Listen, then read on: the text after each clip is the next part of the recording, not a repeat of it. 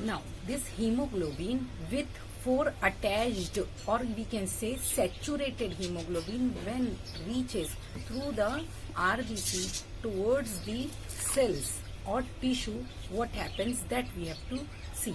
Suppose this is your one RBC, okay, and these are your cells. These cells, they are continuously utilizing glucose as a source of energy. Okay, so when they utilize the glucose as a source of energy, what happens? What is the byproduct? The byproduct is carbon dioxide and water. So when glucose is broken down, continuously carbon dioxide is produced. So this area, your tissue area or your cells, they are rich in carbon dioxide.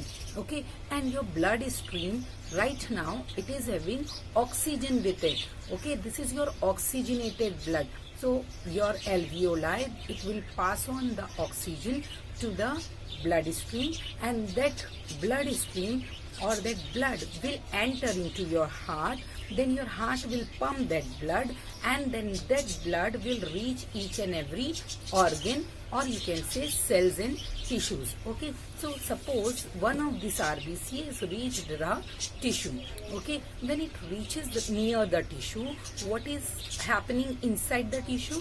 Inside the tissue, your glucose is broken down to form products like carbon dioxide and water.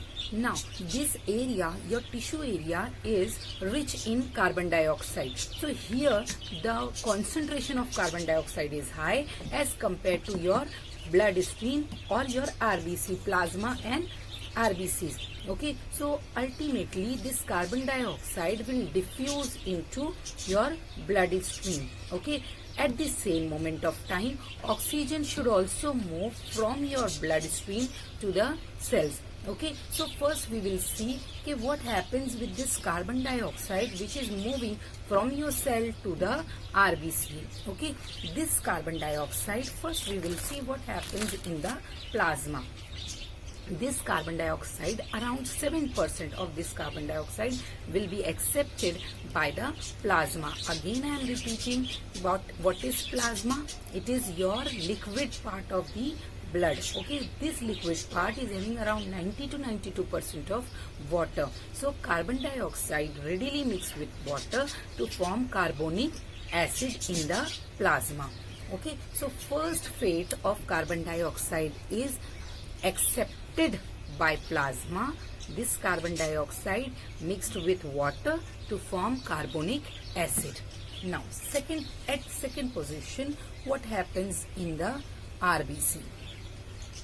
70% of this carbon dioxide will be accepted by RBCs. Okay, after accepting this 70% of the carbon dioxide, around 20 to 25% out of this 70%, around 20 to 25% will go and it will get attached to hemoglobin. Okay, so hemoglobin is already attached with oxygen. But at which area? It is area where ferrous is present. Okay, but globin chains are empty.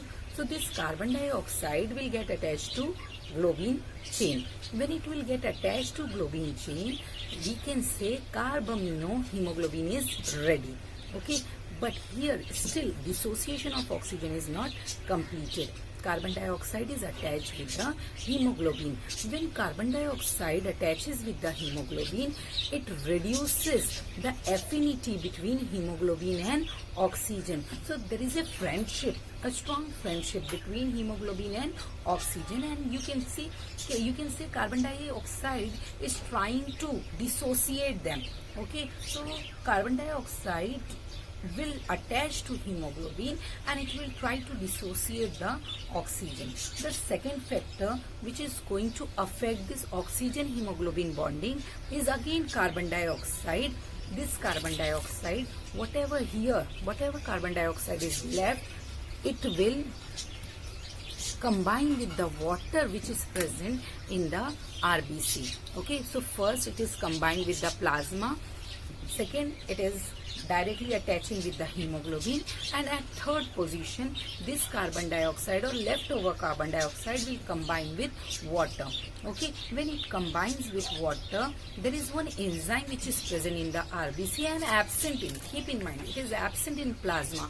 It is absent in plasma and present in RBC, and that enzyme is carbonic anhydrous. Okay, so carbonic anhydrous, this enzyme readily mixes this carbon dioxide with water to form carbonic acid. Okay, this reaction is very fast in the RBC as compared to plasma.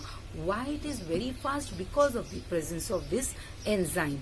Okay, now this carbonic acid which is formed here is unstable component. So this unstable carbonic acid readily dissociate to form H plus ions and HCO3 minus ions, positive ions and negative ions. Now these positive ions, they will get attached to hemoglobin. Okay, when they will get attached to hemoglobin, what is happening here? You have to keep in mind, you have to assemble the things. What is happening here? This H plus ion is also attaching with the hemoglobin. When level of hydrogen ions increases inside this RBCs, the pH of this RBC will decrease. Because of this low pH, hemoglobin will leave the oxygen. There is a dissociation between hemoglobin and oxygen. So which two factors are involved in dissociation between hemoglobin and oxygen? The first factor is attachment of carbon dioxide, that is formation of carbaminohemoglobin, and the second factor is change in pH. The pH is decreasing because of increasing H plus ions. Okay, so one effect, the name is given Bohr's effect. Bohr's effect describes that there is a decrease in affinity between hemoglobin and oxygen when there is increase in the association between hemoglobin and carbon dioxide and decrease in the pH. So when pH reduces and carbon dioxide level is very high, the hemoglobin will leave the oxygen or hemoglobin dissociates with the oxygen. Okay, now this released oxygen will be accepted, it will move out of the RBC and it will be accepted by the cells. Okay, here one more important event is going on. See, H plus ion is increasing inside the RBC. Okay, what happens with this HCO3 minus ions? These ions, they cannot move, they cannot leave, now they cannot leave inside the RBC. So they will go out or they will start moving out of the RBC. Once they will start going out of the RBC, there will be a problem in the RBC. And what is that problem? The problem is change in or imbalance in the ionic composition of the cell.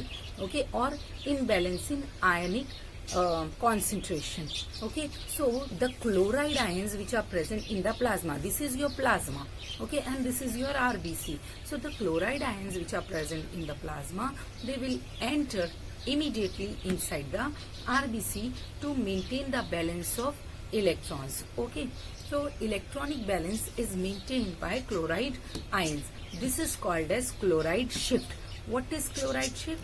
When HCO3 minus ions are leaving or moving out of the RBCs, there will be imbalance. To make the balance, the chloride ions are entering inside the RBCs. So this movement of chloride ions inside the RBC is called as chloride shift. It is also called as Hamburger's effect. Okay, now these HCO3 ions, they either combine with sodium or they combine with potassium present in the plasma to become sodium bicarbonate or potassium bicarbonate.